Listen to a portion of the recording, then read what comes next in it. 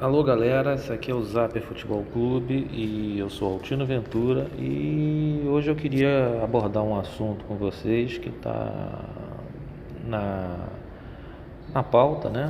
Polêmico, que é o nosso VAR no futebol, né? Nós estamos enfrentando uma série de problemas nesse VAR, né? Na verdade, muita gente pedia, né, o uso do vídeo no futebol para dirimir dúvidas, dirimir injustiças, corrigir problemas. A grande maioria aplaudiu e aprovou o uso dele, né? Mas nós estamos enfrentando alguns problemas aqui no Brasil, principalmente porque as pessoas esqueceram que o VAR é um computador, é um software, é um vídeo, ele não funciona sozinho, ele precisa da intervenção humana, né? E aí, no caso brasileiro, com a intervenção humana, a gente vê todos os problemas de mau preparo dos juízes, o uso inadequado da ferramenta, o uso de maneira equivocada, interpretativa, enfim. E aí a gente enfrenta uma série de problemas. A gente está vendo problemas de diferentes ordens, né? O VAR seletivo, ele atua em certos jogos, em certos lances não atua em outros. O VAR que é lento para dar as respostas, que demora para o jogo constantemente, 4, 5 minutos. O VAR que quebra um pouco o ritmo e o dinamismo do jogo, né? Então diante desse quadro, a gente tem que observar e ver, né? Por exemplo, fazer um comparativo internacional. A gente teve essa semana a estreia da Premier League inglesa, né? A Inglaterra foi o último país a adotar o VAR, né? Começando a adotar agora, enquanto outros já adotam desde o ano passado ou antes até. Só que a Inglaterra deu um show, né? A Inglaterra demorou, mas deu um show, mostrou como se usa o VAR, né? Na verdade, o VAR foi acionado poucas vezes, em 2 lances de gols do Manchester City, principalmente. Eu vou me basear mais nesse jogo do Manchester City, que foi bem nítido, né? Essa situação. Então, tiveram 2 gols do Manchester City, em que a posição seria duvidosa de um possível impedimento, né? O VAR atuou nos 2 lances rapidamente. Um dos lances confirmou o impedimento e no outro confirmou a legalidade do lance. E o juiz de campo atendeu plenamente a indicação do árbitro de vídeo, sem precisar, inclusive, ir para a caixinha, ver a tela e tomar a decisão. Então é interessante que isso conduziu à seguinte situação: o VAR atuou de uma maneira rápida e eficiente, né? O tempo que o juiz demorou para decidir, ver e decidir, foi menos de 1 minuto, né?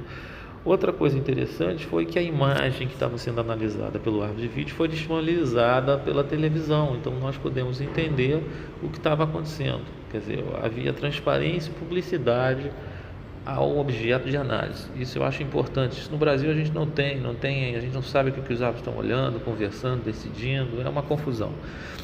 Então, veja bem, o árbitro tem autoridade, ele inclusive cumpriu o que o árbitro de vídeo decidiu, quer dizer, seguiu a risca sem precisar conferência. Acho que isso dá uma certa agilidade, né? E para isso é importante que o árbitro de vídeo também não fique fazendo intervenções constantes. Agora, outro fator que é fundamental, e aí a gente cai no vício do futebol brasileiro, é a questão seguinte: o árbitro lá, ele para o lance, está escutando, põe a mão no ouvido para ouvir e pronto, vai decidir, a decisão é rápida. Aqui no Brasil, parte do atraso que vem acontecendo para a decisão dos árbitros, eu acredito, a nossa cultura. Por quê? Assim que o árbitro tem um lance parado, que ele vai ouvir o VAR, a gente aqui enfrenta uma situação muito difícil, porque os jogadores cercam o árbitro dos 2 times, fazem pressão, vociferam, gritam, fazem, enfim, na tentativa de pressionar o árbitro a tomar determinada decisão.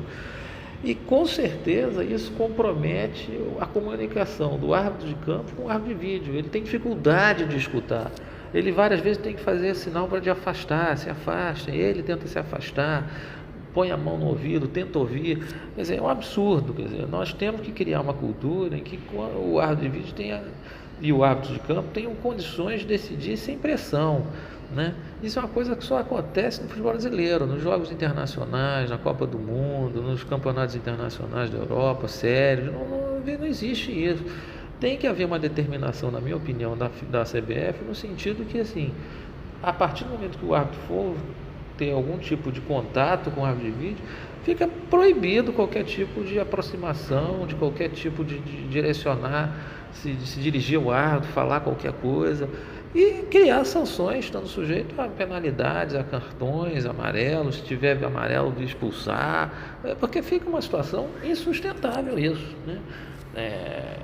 O árbitro de vídeo é importante para dirimir as injustiças do futebol, eu acho que ninguém tem dúvida disso, mas a gente precisa melhorar na sua utilização, o seu mecanismo, e o árbitro de campo ter a tranquilidade de poder ter esse contato e saber que esse árbitro de vídeo está lá para ajudá-lo, entendeu?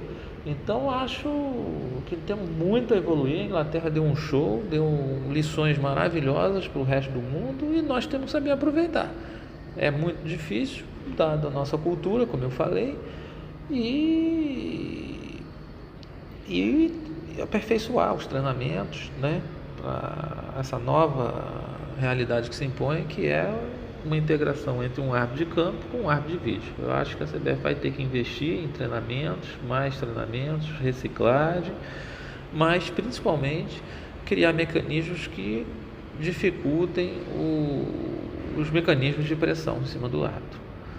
É a minha opinião, e aí eu queria saber de vocês o que vocês acham. Vocês são a favor do VAR, tem que melhorar, como é que faz, principalmente a questão também do tempo.